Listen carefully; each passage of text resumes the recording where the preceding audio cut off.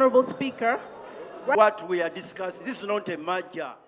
Wiiki ewedde palamenti yakubaganya ebirowoozo ku ky'okugatta ekitongole ky'emmwanyi ki Uganda Coffee Development Authority ku minisitule y'ebyobulimi wabula tekwavaamu mulamwa olw'okusika omuguwa wakati w'abagira ekiteeso n'abatakiwagira.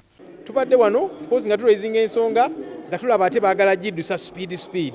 Speaker bw'agamba oli wa NRM kakati isa motion tususpendinge rule eno tukole tutya ne tugamba nedde ekyo tekijja kubeerawo. Era njagala kwebaza ababaka bannange tuyise mu rules kubanga rules zitukkiriza okuwakanya speaker kyabasazeewo ne tuyimuka. Rules zigamba nti abantu 40 bwe bayimuka basobola okuchallenginga ruling ya speaker. Era gye byaggweera nga palamenti yeesazeemu ku bbago lino.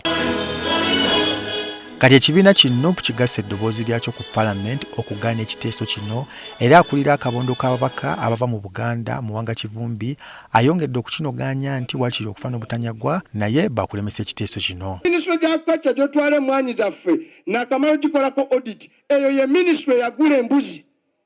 Mukitegera yagula embuzi emu obukadde 7 embuzi emitwalo 2 ne zifa mu wiiki 2 nga baziguze obukadde buki. Tukubiriza bannayuganda abali ebweru baraisinga amaloboozi gaabwe ku nsonga y'emmwanyi.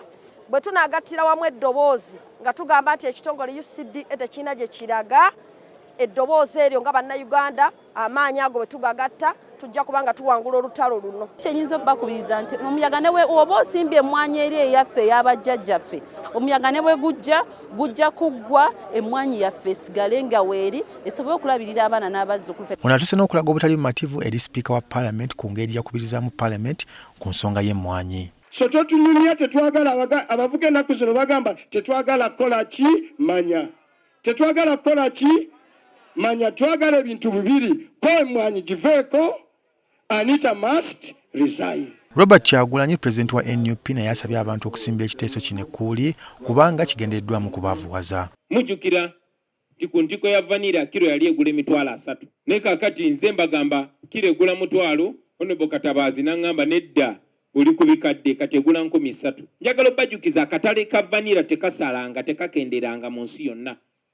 Ku katale k'ensi yonna vanira akyagula kyekimu. Naye mu abalimi baagala babafootolere wano kubanga bataddewo etteeka toyina woyinza mu kutunda oyina muguza ffe. Twerwaneko ku luno lwokka bannayuganda tukwatire wamu okulaba nti tebatutwalako bano abasajja mmwanyi yaffe. Bukyalina tayagala muntu alina ssente kubanga alina ssente tafugika. Emmwanyi za Uganda bwe twogerera kati mu byalo abantu batandise n'okuteeka ebinaabiro eby'amazzi mu nnyumba zaabwe. Abantu basobola okutwala abaana baabwe batandise okubazaayo mu masomero amanene nga Gayaza, Kisubi n'Amagunga. Basasula ne fees mu USE. Era kitwewuunyisa okulaba nti palamenti n'ababaka abamu baleeta ebiteeka ebitayamba muntu wa wansi.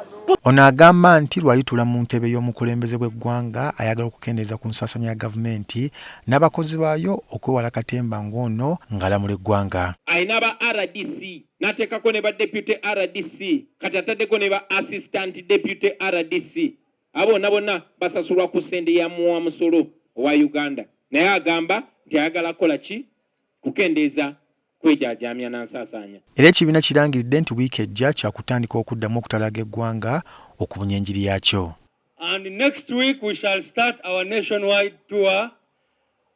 I don't want to tell you which district we are going to, but it will be in that man's region. Honorable Kaluya, they are going to tuchaza mu Eastern region. Raymond Tamale, NTV Akawungeezi. Kunga.